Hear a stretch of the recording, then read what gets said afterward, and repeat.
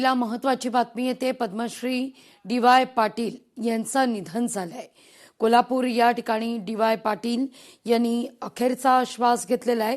खरं तर डॉक्टर डी.वाय. पाटील बस नामी काफी आहे असं म्हटलं तर काही वावगं ठरणार नाही, कारण बिहारचे त्रिपुराचे माजी राज्यपाल राहिलेले डॉक्टर डी.वाय. पाटील यांनी जे जे काम हाती घेतलं त्या कामात आपला ठसा उमटवला। राजकारणासह शिक्षण आणि वैद्यकीय क्षेत्रात त्यांची कामगिरी विशेष उल्लेखनीय आहे। देश विदेशात शिक्षण, वैद्यकीय संस्था तसंच नवी मुंबईतील खेळाचा भव्य मैदान असो, ज्या क्षेत्रात त्यांनी पाऊल ठेवलं तिथं मात्र ठोस कामगिरी डी.वाय. पाटील यांनी करून दाखवलेली आहे।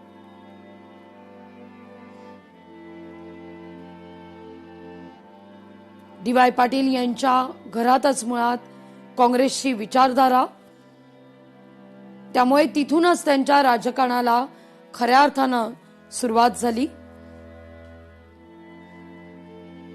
या सगळ्याविषयी अधिक माहिती घेऊया आपले प्रतिनिधी सतेज औंधकर यांच्याकडून।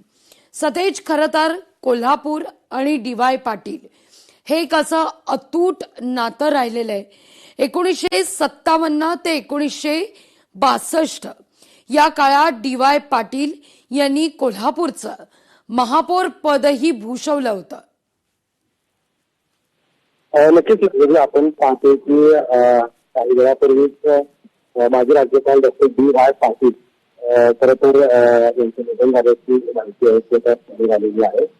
साधारणतः गेल्या 15 ते 20 दिवसापासून त्यांच्यावरती उपचार सुरू होते। उपचारादरम्यान सध्या त्यांचं निधन झाल्याचं समजतं। याबाबत गेल्या काही दिवसापूर्वी प्रकृती त्यांची चिंताजनक होते। त्यांच्यावरती त्यांच्या निवासस्थानी वैद्यकीय उपचार आहेत सुरू होते। मात्र एकूणच पाहिलं तर सध्या आता त्यांच्यापैकी घोषणा जी आहे ती काही वेळातच या वैद्यकीय अधिकाऱ्यांच्याकडून केली जाण्याचं समजलं। त्यामुळे सध्या त्यांच्या निवासस्थानी मोठ्या प्रमाणावरती गर्दी होताना आपल्याला दिसून येते। सध्या पाहिलं तर डी.वाय. दादांचं आणि कोल्हापूरकरांचं नातं अगदी जवळीक होतं। तर अनेक राजकीय पदं देखील या ठिकाणी भूषवलेली आहेत। माजी राज्यपाल म्हणून त्यांनी खूप मोठ्या प्रमाणावरती काम देखील केलं होतं आणि कोल्हापूरकरांची डी.वाय. पाटील कुटुंबियांची नाळ जी आहे ती खरं तर या ठिकाणी दिल्ली गेल्याचं पाहायला मिळालं होतं। आणि त्यामुळं राजकीय आणि सामाजिक क्षेत्रात खूप मोठं काम आहे, शैक्षणिक क्षेत्रात त्यांचं खूप मोठं काम आहे। अनेक विद्यापीठं त्यांच्या नावानं या ठिकाणी उभी आहेत। त्यामुळे सध्या त्यांचा जे निधन झालेलं आहे त्या निधनामुळे प्रचंड कोल्हापूरकर शोक व्यक्त करताना आपल्याला पाहायला मिळत आहे। अगदी या ठिकाणी खरं तर डी.वाय. पाटील जसा तुम्ही उल्लेख केला, त्रिपुरा असू दे किंवा बिहारचे राज्यपाल म्हणूनही त्यांनी जबाबदारी समर्थपणे सांभाळलेली होती। पण विशेषतः कोल्हापूरचा जर उल्लेख करायचा तर कोल्हापूरचा विकास आणि डी.वाय. पाटील हे समीकरण कदापि विसरून चालणार नाही। सतेज, नक्कीच आपण पाहिलं तर साधारणतः 22 ऑक्टोबर 1935 साली त्यांचा जन्म झालेला होता आणि त्यांनी यापूर्वी शिक्षण क्षेत्रात जे आहे खूप मोठं काम केलेलं आपल्याला पाहायला मिळतं। आणि त्याच्यामध्ये पाहिलं तर बिहारचे राज्यपाल म्हणून देखील या ठिकाणी काम केलं आहे। आणि 1991 साली त्यांना पद्मश्री पुरस्कार देखील देण्यात आला होता। त्यासोबत त्यांनी सध्याचे त्रिपुराचे राज्यपाल म्हणून देखील कार्यकाल त्यांचा झालेला आहे। आणि यापूर्वी ते भारतीय राष्ट्रीय काँग्रेसचे सदस्य देखील या ठिकाणी होते। कोल्हापूर शहराचे महापौर होते। त्यांना विधानसभा ते विधानसभेवर निवडून देखील आले। तर कोल्हापूरकरांची जवळची नाळ होती, त्यानंतर त्यांचे कुटुंबीय देखील राजकारण आणि सामाजिक समाजकारणामध्ये सक्रिय असल्याचं पाहायला मिळतं।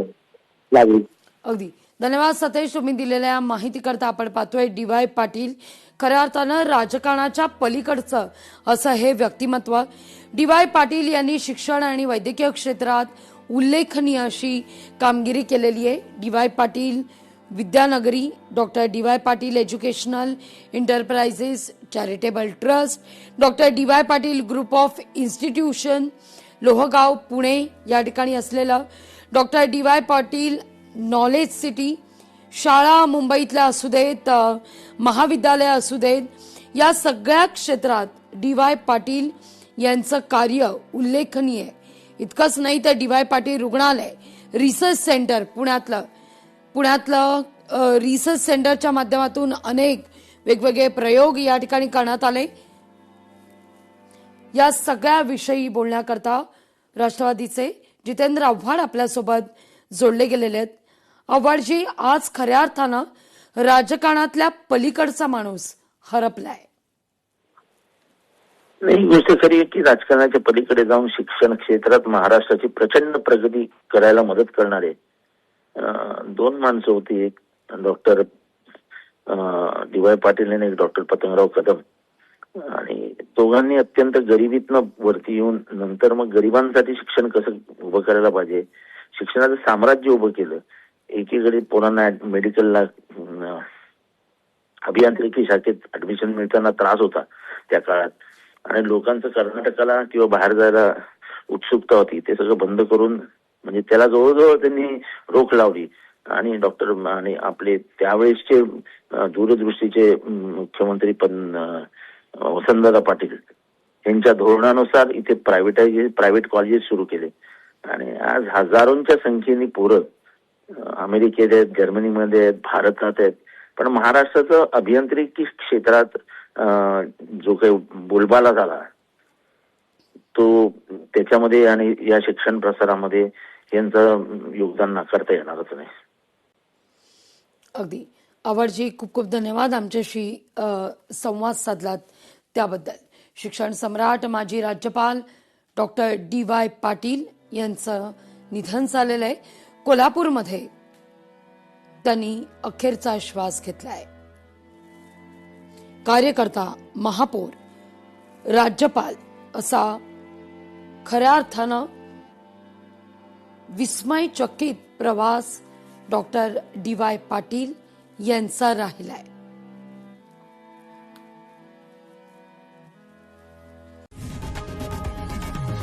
लोकशाही मराठी ऐका, पहा, जागरूक रहा.